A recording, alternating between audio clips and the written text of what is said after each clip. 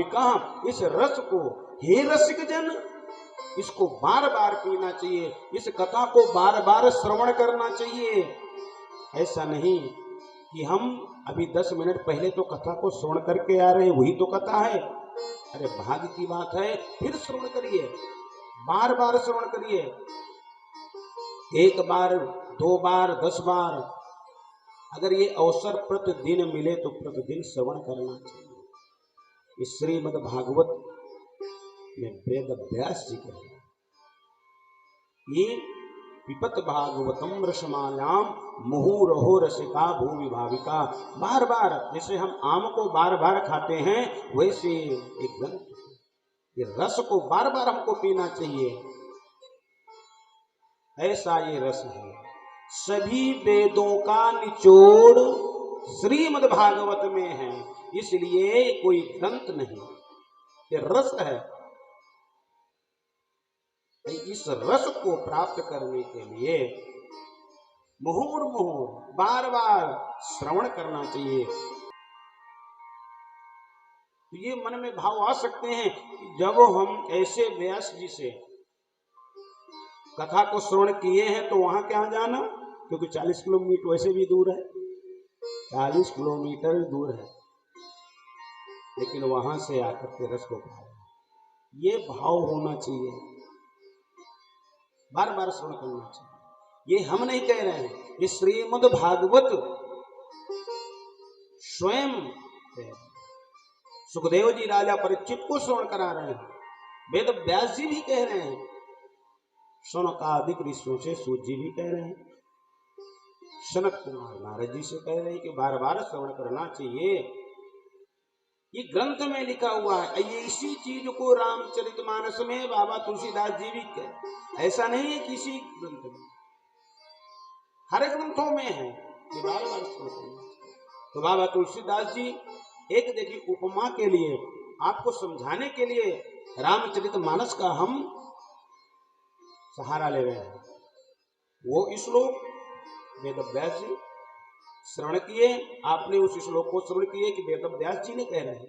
रामचरितमानस अपने भाव में अवधी भाषा में कैसे उन्होंने संकेत कर रहे हैं, अपने अवधी भाषा में उन्होंने बोले क्या कि रामे चरिते जे सुनते अघारी, ओ राम चरिते जे सुनते अघारी, राम चरिते जे सुनते अघारी, राम चरिते जे सुनते अघारी, राम चरित जय सुनते अघारी, रस विशेष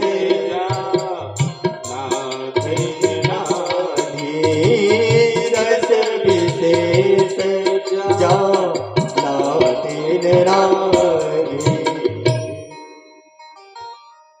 रामचरितमानस अवधी भाषा। बाबा तुलसीदास जी भी बोल रहे हैं कि रामचरित जे सुनत न अगान। आप लोग भी रामचरितमानस देखिए, सुंदरकांड प्रतिदिन श्रवण करते हैं या तो पढ़ते हैं। रामचरितमानस का खंड पाठ देखिए कितना सुंदर होता है, बार बार करवाते हैं, बार बार श्रवण करते हैं।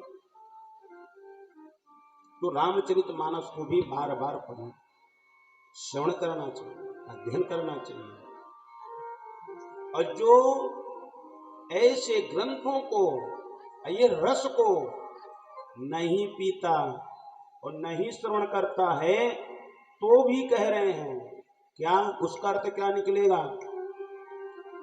जिन हरि कथा सुनय नहीं काना, जिन हरि कथा सुनय नहीं काना, जिन हरि कथा सुनय नहीं काना, जिन हरि कथा सुनय नहीं काना, श्रवण नंद भवन समा काना श्रवण रंद्री रही पवन समान।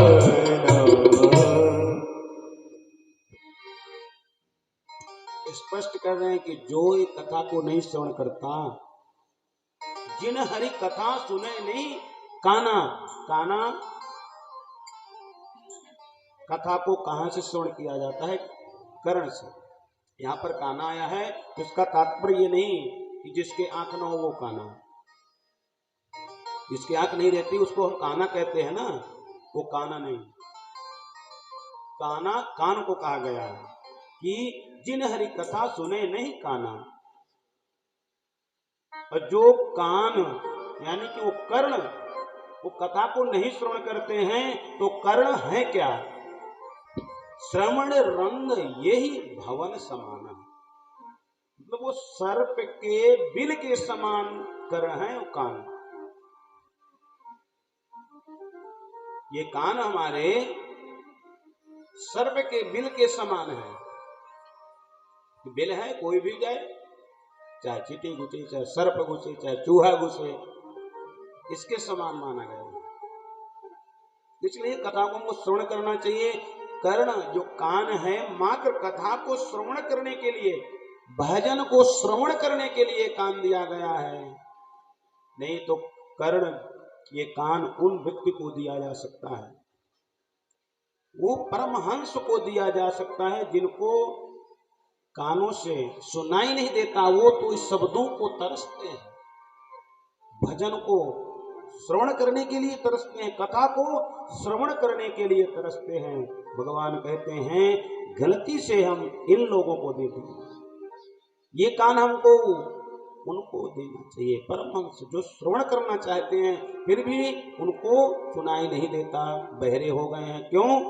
कि पिछले जन्म में उन्होंने कथा को श्रवण नहीं किया था, तो सोचे थे कि इस जन्म में तो इसकी आवश्यकता है नहीं, क्योंकि मनुष्य का तन प्राप्त होता है तो मात्र भगवान की सेवा और कथा श्रवण करने के लिए, भगवान के दर्शन करने के लिए। हमारे नेत्र हैं, ये दो नेत्र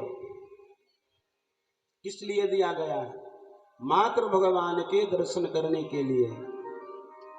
ये जिसके आंख नहीं है वो भी देखो सुचारू रूप से अपना जीवन चलाता है, लेकिन भगवान के दर्शन नहीं करता।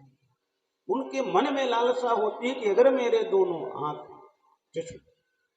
सुंदर होते तो आज हम भगवान के ठाकुर जी के स्वयं दर्शन करते हैं। कितनी सुंदर मूर्ति है ठाकुर जी।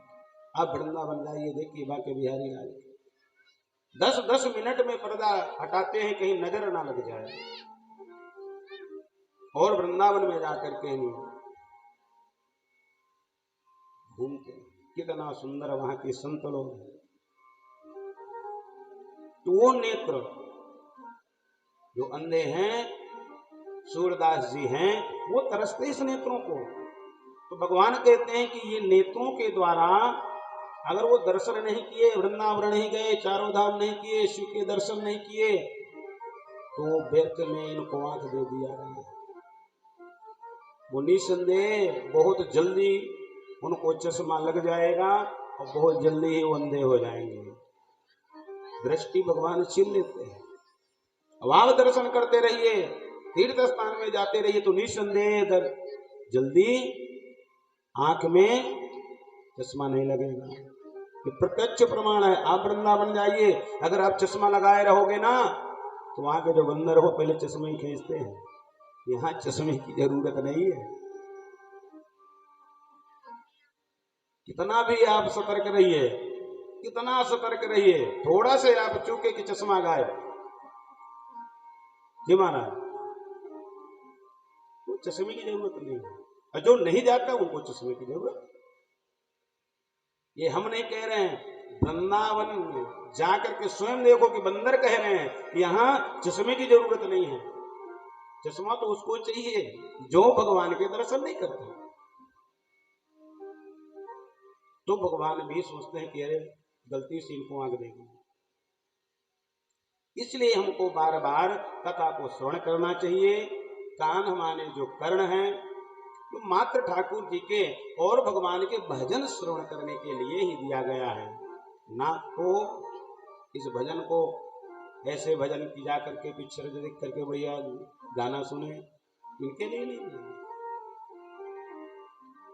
और मुख भी दिया गया। देखिए गूंगा व्यक्ति नहीं है, जो गूंगा है वो सोचता है कहीं सुंदर आवाज मुझको मिल जाती तो मैं सुंदर भगवान का भजन गाता। तो भगवान भी सोचते हैं इनको जो है वाकई में गूंगा बना देना चाहिए। सुंदर सी आवाज मिल करके